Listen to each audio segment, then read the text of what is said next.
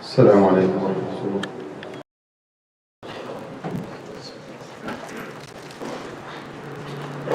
الله أكبر الله أكبر الله أكبر الله أكبر.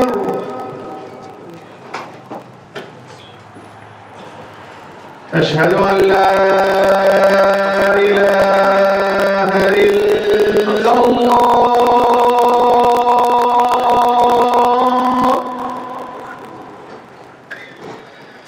أشهد أن لا إله إلا الله.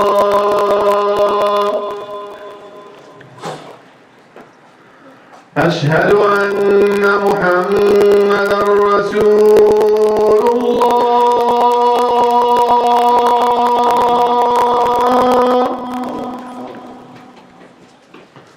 أشهد أن محمدًا رسول الله.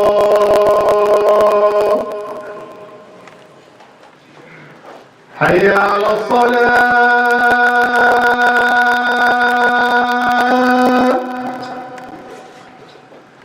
حي على الصلاة.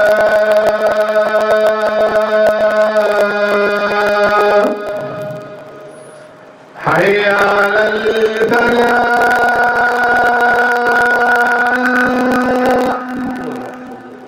حي على الفلاح.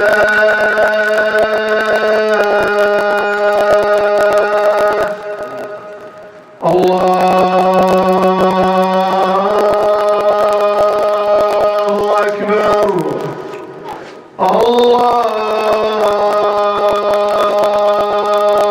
أكبر. لا إله إلا الله.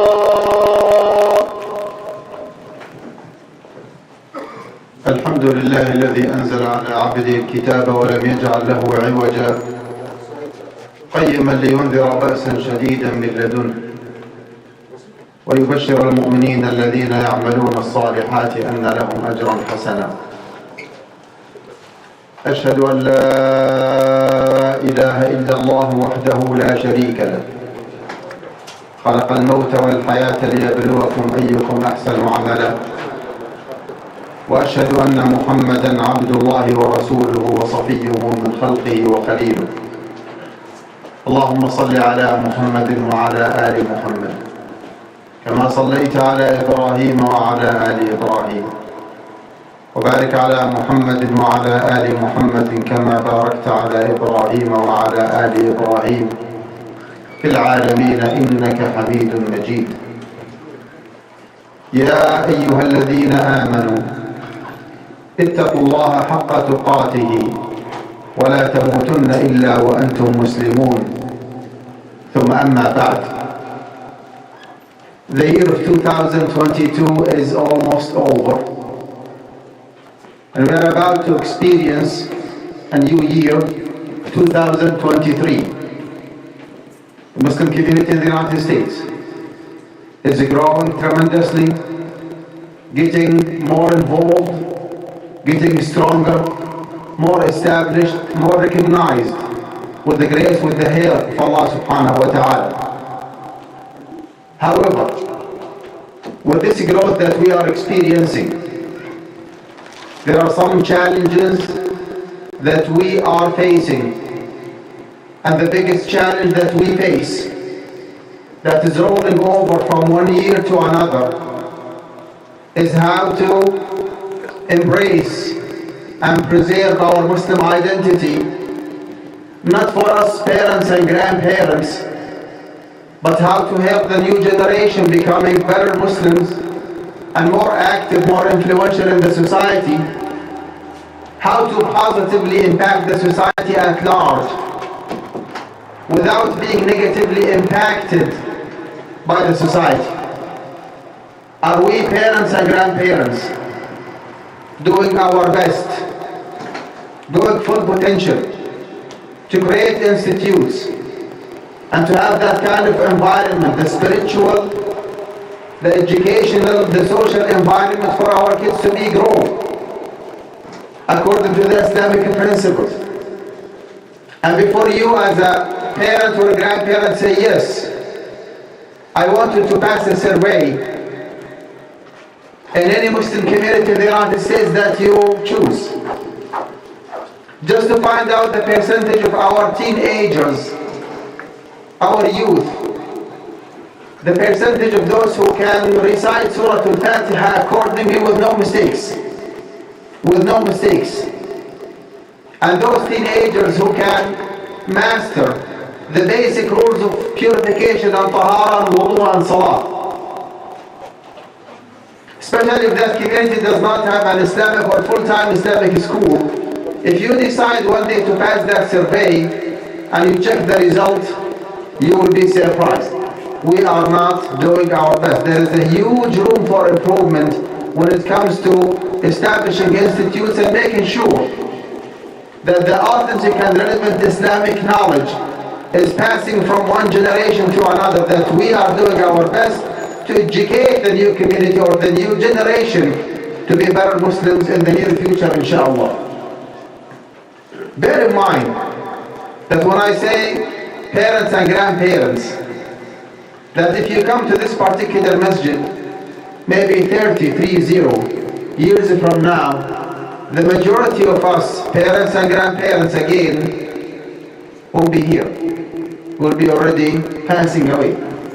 So we have to make sure that we are exerting our ultimate effort to make sure that the new Muslim generation that's coming soon, growing in this society, are equipped with authentic and relevant Islamic knowledge,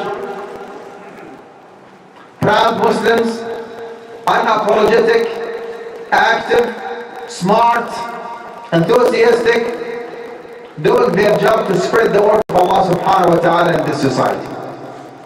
And this brings to our attention the importance of spreading knowledge and making sure that that Islamic authentic and relevant knowledge is accessible and understandable to the new generation. Not only that, what are the bad consequences of lacking Islamic knowledge in the society? Because without having that knowledge, we cannot proceed. Without having that knowledge, and without connecting that knowledge to the sources of knowledge, the Quran and the Sunnah of the Prophet ﷺ, we will go astray. I cannot imagine a practicing religious Muslim community that does not have enough scholars and people of knowledge within that community. This brings to our attention the hadith where the Prophet ﷺ is describing for us the consequences of lacking knowledge in a society. And I want you to pay attention to this hadith because the Prophet ﷺ is not describing the situation for us only, no. He is warning us against reaching to that position or that scenario. The hadith goes, إِنَّ اللَّهَ لَا يَقْبِضُ الْعِلْمَ انْتِزَاعًا يَنْتَزِعُهُ مِنَ النَّاسِ. Allah does not take away knowledge, of course Islamic knowledge, by snatching it from people. He doesn't do that. وَلَكِنْ يَقْبِضُ الْعِلْمَ بِقَبْضِ الْعُلَمَاءِ. But he does so, he takes away Islamic knowledge by taking away the souls of the scholars, by the death of the scholars. وَلَكِنْ يَقْبِضُ الْعِلْمَ بِقَبْضِ الْعُلَمَاءِ. Do not we have enough resources nowadays? Print resources, digital resources. Cannot we reach out to any source of knowledge and just check and read and find out an answer for whatever question we have?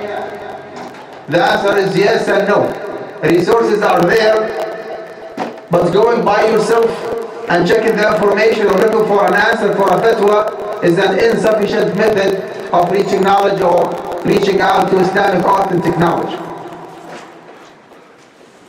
The answer is no, because knowledge is to be taken from the mouth of scholars. Scholars are the only ones who are able to match the hadith and the ayat and the Islamic ruling with the reality, with the contemporary issues that we are facing. Everybody knows that riba is prohibited, for example. is using your credit card to withdraw cash from any ATM machine. Is this the riba that Allah subhanahu wa ta'ala prohibited or not? That's a contemporary issue that we need to ask someone who is knowledgeable enough. Consuming or eating from the meat of the people of the book is halal according to the Quran. وَطَعَامُ الَّذِينَ أُوتُوا الْكِتَابَ حِلٌّ لَكُمْ وَطَعَامُكُمْ حِلٌّ لَهُمْ. Are those people in this society are still counted as Ahlul Kitab? Is the meat that they are slaughtering edible for us Muslims? Can a practicing religious Muslim go to any regular American restaurant and consume meat there? Is it still halal according to the ayah or otherwise? Examples go on and on. Matching the evidences and the basic Islamic rules with the reality, with the contemporary issues that we are facing is the job of the scholars. And that's why the Prophet ﷺ, despite the fact that he knew at that time that there would be a lot of resources, but he was so insisting by saying وَلَكِنْ يَقْبضُ الْعِلْمَ بِقَبْضِ الْعُلَمَاءِ. But the Islamic knowledge will be terminated by the death of the scholars. The right way of seeking knowledge is to interact with people of knowledge and to learn from them. Do you know that we have hundreds of thousands of people nowadays across the globe know the whole Quran by heart, حفاظ بالسند المتصل بالنبي صلى الله عليه وسلم, with an uninterrupted chain of narrators that traced it back all the way to the Prophet عليه الصلاة والسلام.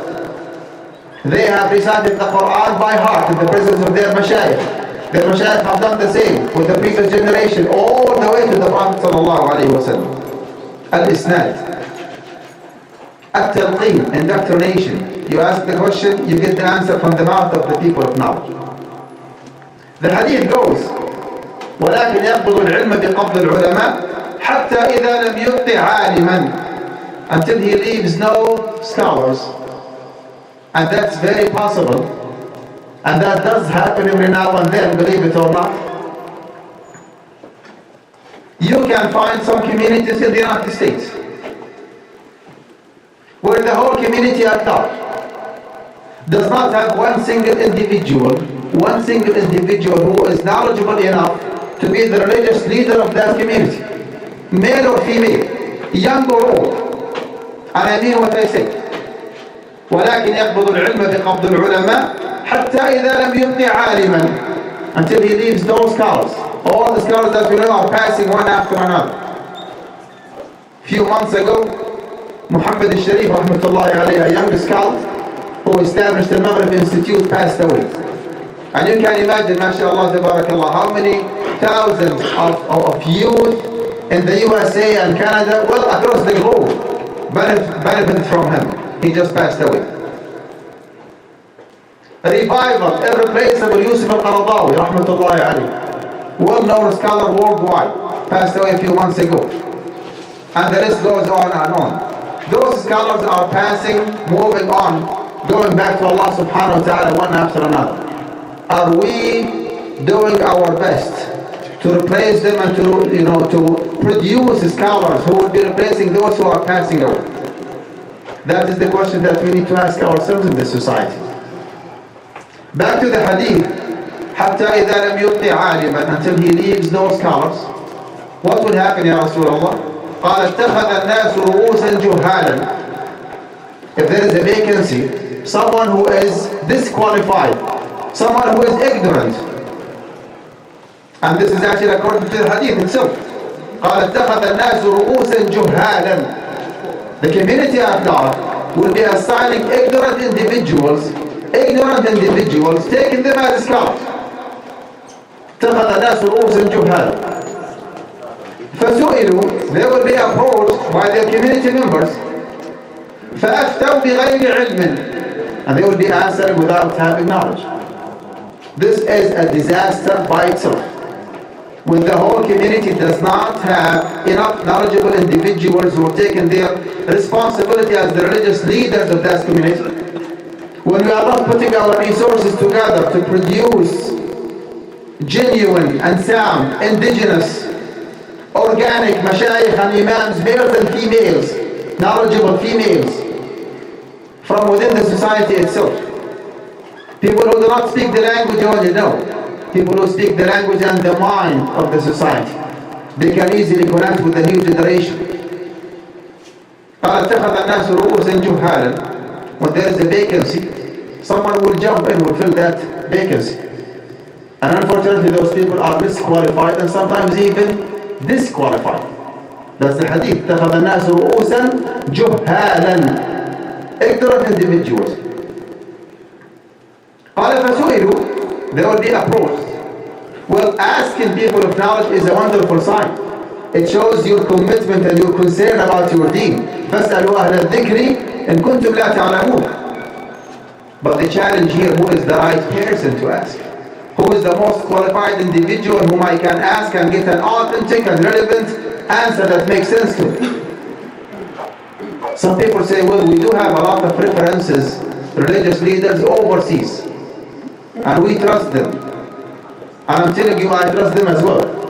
I trust their knowledge, their theoretical knowledge, but I do not trust their practical knowledge.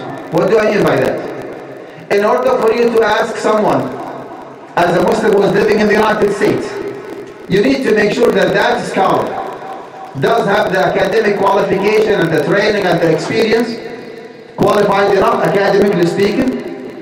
Now there is a different kind of qualification, which is the practical qualification.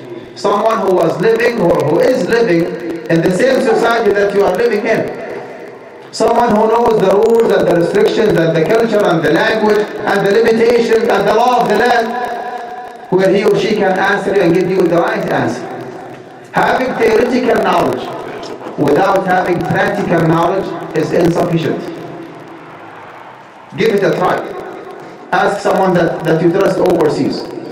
Tell him that retirement account in the United States, okay, you cannot find something that's 100% halal. Student loans do have interest. Using credit card might get involved in interest and so on and so forth. What is the steps? And the answer will be, well, stay away from it. Everything is haram. With all due respect, this is very inaccurate answer. Those respected scholars overseas do not know the difference between subsidized and unsubsidized loan. They do not know that.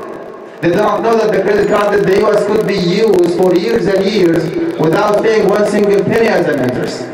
And based on that, its ruling from a fiqh perspective should be different, providing the need for using it. This is not an Islamic finance lecture, this is a khutbah, but I'm just trying to bring to your attention the importance of asking the right individual or individuals who do have the theoretical knowledge and the practical knowledge as well. قال اتخذ الناس رؤوسا جهالا فسئلوا, they will be approached, فأفتوا بغير علم, they will be answering without having knowledge. This is an absolute disaster. That is the nature, that's the attitude of ignorant individuals. They do not want to be on the spot. They do not want to be embarrassed. They cannot say, I do not know. It's really hard for them to say it. So when someone of those ignorant individuals is on the spot and gets so embarrassed or shy because you ask him a question when he does not know the answer, he does not mind at all just coming up with any answer. And this is the disaster that the Prophet ﷺ is warning us against. People of knowledge would never ever do that. If they do not know, they would say, I do not know. This actually should remind us all with the story of Malik ibn Anas radiallahu anhu, the founder of the Maliki school of thought. Imam Malik, وَمَا أَدْرَاكَ مَا مَالِكُ ibn Anas, who was sitting in the masjid of the Prophet ﷺ one day, giving his daily lecture for his students of knowledge. And upon finishing, someone came from outside Medina with a long list of questions. And he started showering Malik ibn Anas with the questions. First the question, Malik ibn Anas, believe it or not, was not that ready. Kept just nodding his head, thinking, and then he said, لا أدري, I do not know. Second the question, لا أدري, I do not know. The narration that I have read, قال سئل 40 مسألة, he was asked 40 different questions. قال في 36 منها لا أدري, in which in 36 different questions he said, I do not know. So that inquirer that questioner get a kind of maybe disappointed or even frustrated. He said, "Ya Imam, ما أقول لأهلي إذا رجعت." What should I tell my community when I go back? He said, "Well, tell them that Malik ibn Anas does not know." As simple as that. To embarrass myself in front of you, in front of my students, by saying I do not know, is way easier or less hard for a Jewish than embarrassing myself in front of Allah subhanahu wa ta'ala by speaking on His behalf without having knowledge. I will never do that. You see the confidence here? You see the God-fearing? Those are the people that you want to follow. Malik ibn Anas, Abu Hanifa al-Nu'man, Muhammad ibn Idris al-Shafi'i, Ahmad ibn Hanbal, radiyallahu anhum ajma'in. People with real, sound, authentic knowledge. They know their limits very, very well. Speaking on behalf of Allah subhanahu wa ta'ala, giving a random answer without having knowledge is a crime by itself. Wallahi, you are committing a crime if you answer without having knowledge. This is one of the ways that the shaitan actually is taking you away from the right path. إنما يأمركم بالسوء والفحشاء وأن تقولوا على الله ما لا تعلمون. Speaking on behalf of Allah subhanahu wa ta'ala without having knowledge is a crime. You are committing a crime against yourself and against the society at large. If you do have knowledge, go ahead and ask. Do not hide the knowledge that you have. But if you do not know, just say, I do not know. Be like Malik ibn Anas radiallahu anhu wa arda. Say, I do not know. Back to the hadith. قال سئلوا فأفتوا بغير علم. You'll be answering with no knowledge. What is the most severe consequence? قال فضلوا وأضلوا. Those ignorant religious leaders would go astray and take their community astray as well. This is the severe consequence. As I said, if you still remember, in the beginning of the khutbah, I said that the Prophet ﷺ is not telling us this hadith just FYI for our information. No. He's telling us this hadith for our information and for our implementation as well. He's telling us, do not wait until you run out of resources, until all the scholars that you have are passing away one after another, without doing your best to replace them and to have more people of knowledge. And those people of knowledge, again, they have to have the academic qualification, they have to have the experience, they have to belong to the same society. Someone who does not speak the language, does not speak the mind of the community, does not fit.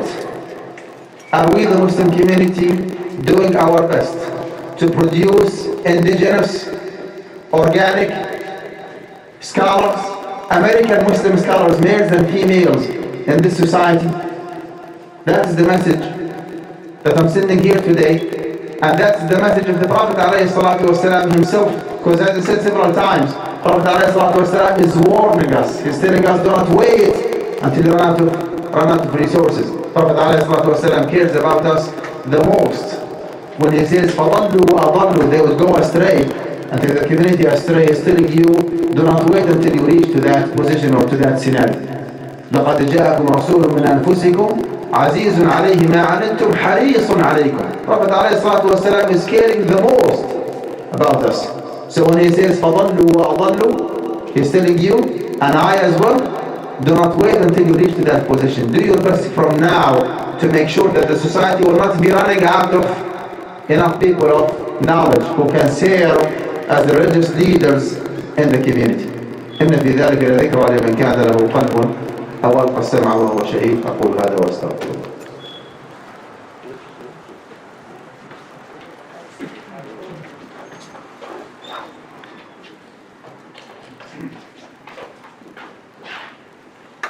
الحمد لله كما أمر، وأشهد أن لا إله إلا الله وحده لا شريك له، إقرارا بربوبيته وإرغاما لمن جحد به وكفر، وأشهد أن محمدا عبد الله ورسوله بشر وأنذر.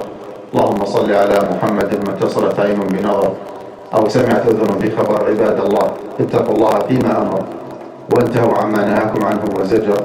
وأخرجوا حب الدنيا من قلوبكم فإنه إذا استولى أسر. وحافظوا على الصلوات وعلى حضور الجمع والجماعات، واعلموا أن الله قد أمركم بأمر زادكم فيه تعظيما وتشريفا، فقال عز من قائل: إن الله وملائكته يصلون على النبي يا أيها الذين آمنوا صلوا عليه وسلموا تسليما. لبيك اللهم صل وسلم وبارك على محمد وعلى آله وصحبه أجمعين. Respected brothers and sisters, maybe this is the third or even the fourth time that I'm here in this community. I'm so glad to be with you again. I'm here today and tonight as well to represent Guidance College. Inshallah, tonight, right after Salat al-Maghrib, we will be having a seminar between Maghrib and Isha called Islamic Finance 101. Islamic Finance 101. We need to unlock the secret of Islamic finance and try to find the main differences between the Islamic versus the traditional, the capitalist, finance system. What are the differences between the two? What is the definition of riba? And what are the interest-bearing transactions that we have to stay away from? What are the interest-free transactions that we can conduct without having a fear of disobeying Allah subhanahu wa ta'ala? Yes, it is a very long and very detailed topic. However, within those, inshallah, 1 hour and a half or 2 hours at least, we'll be gaining some experience and knowledge on how to differentiate and how to navigate through the system and find out which mu'amala, which transaction is riba and which one is not. I know that we have a lot of questions when it comes to student loans and using credit card and home mortgage and retirement account in general and investing in the stock market and cryptocurrency. We'll do, inshallah, our best to discuss all these topics within the allocated time, inshallah. So that is tonight here in this masjid, right after Salat al-Maghrib, inshallah. Salat al-Maghrib will be at 5 o'clock, and then right after that, inshallah, there will be a program. And then after that, we'll be having another session for our youth from 7:30 to 8:30, inshallah. I would love to see our youth, boys and girls, and talking to them, inshallah. The second thing, Guidance College is an Islamic university that has been striving for the last 10 years to fulfill the mission that the Prophet ﷺ was referring to in the first hadith. We are doing our best to replace those mashayikh and ulama who are passing away one after another with a new generation of scholars, males and females as well. Indigenous, organic, mashayikh and ulama, boys and girls who were born and raised in this society with the grace of Allah subhanahu wa ta'ala.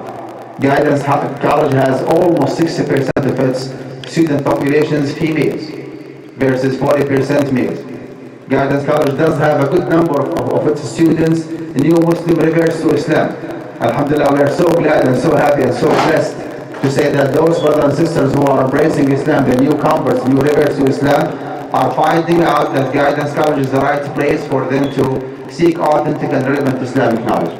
We are not excellent, but we are striving for excellence. We are trying our best, inshallah, to fulfill the mission that the Prophet ﷺ was referring to, and the message actually that he sent to all of us, that we should put our resources together to have enough mashayikh and ulama, males and females who were born and raised in the society, who can fill that gap and be the religious leaders of the society. Guidance College is working hard toward getting its regional accreditation in the United States. We are that close, inshallah, from being accredited. Maybe 6 months or 1 year before the pandemic, our board of trustees decided to move on from that very small rental office in one of the masajid in Houston to establish our own university campus. And with the grace, with the help of Allah subhanahu wa ta'ala, we did actually purchase 18 acres of land in Houston, Texas, in Katy, Houston, Texas. And we do have a master plan to build a masjid, full-fledged masjid. Second floor of the masjid will be the main office and the classrooms and the library of Guidance College. There will be, inshallah, full-time Islamic school and healthcare clinic and multi-purpose hall for this. So with the grace, with the help of Allah subhanahu wa ta'ala, first and foremost, that Islamic center will be one-stop Islamic center to serve the whole community at large. If you want to pray, that masjid, inshallah, will be sufficient for you. If you want to play for our kids, that masjid, inshallah, will be good for you. You want to exercise, you want to learn, you want to educate yourself, you want to teach others, you want to learn Quran, everything, inshallah, will be there.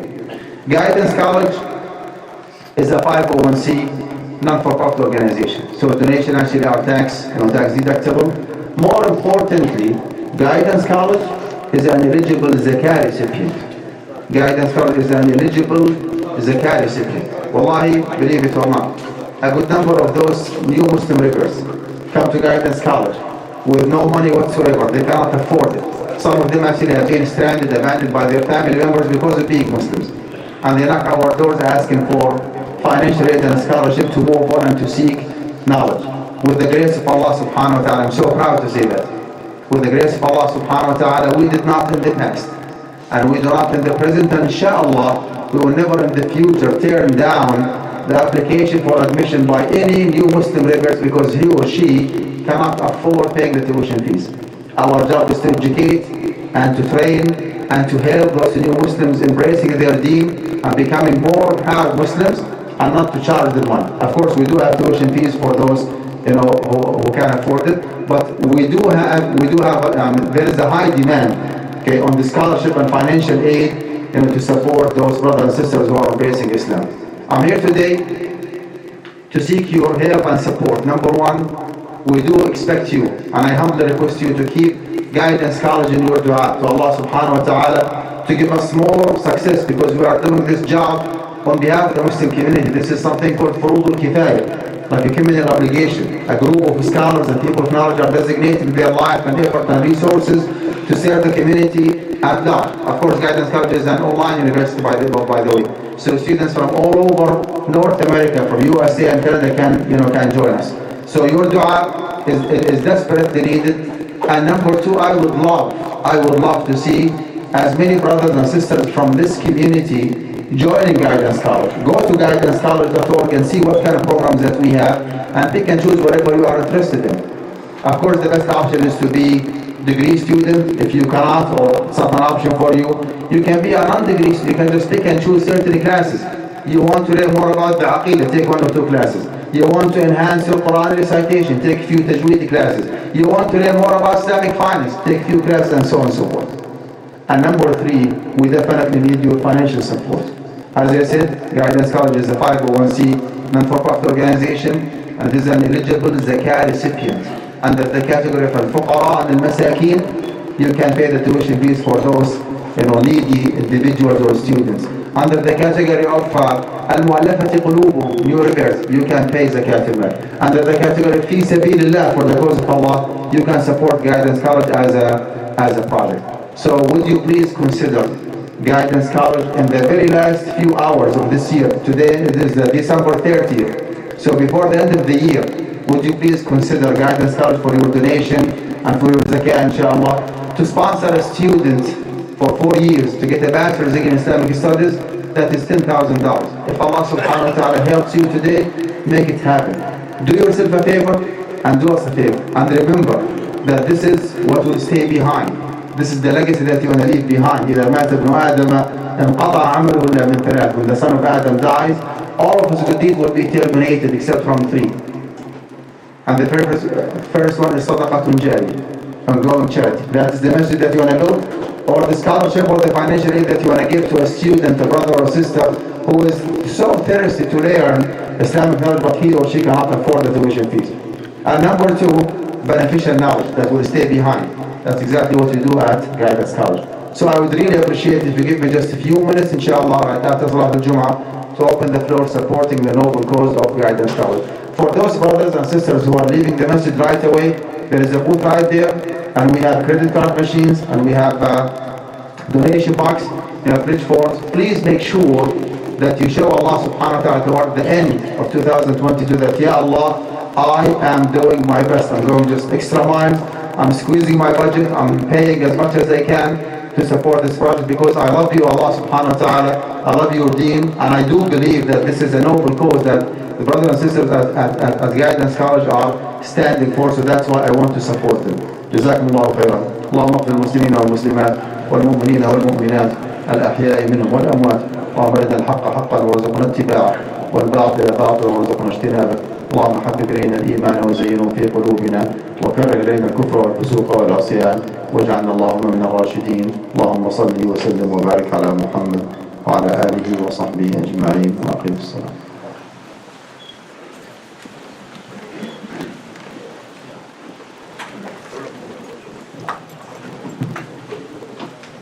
Allahu Akbar.